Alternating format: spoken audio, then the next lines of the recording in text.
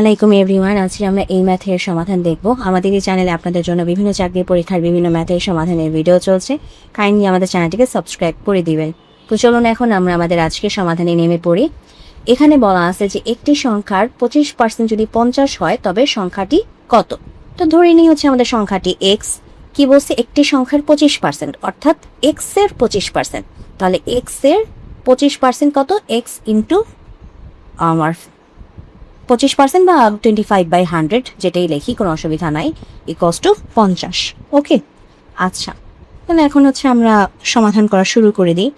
X into, আমি যদি কাটাকাটি করি, উপরে থাকে হচ্ছে আমাদের উপরে থাকে হচ্ছে 1, নিচে থাকে 4, মানে 25 দিয়ে 100কে ভাগ করলাম, তাহলে 1/4 থাকে, আর এইদিকে হচ্ছে আমাদের 50। তাহলে এখানে হবে আমাদের কত? এক্স ইন্টু 50 ইন্টু 4, সুতরাং এক্স ইকুয়ালস টু হবে হচ্ছে কত? 200।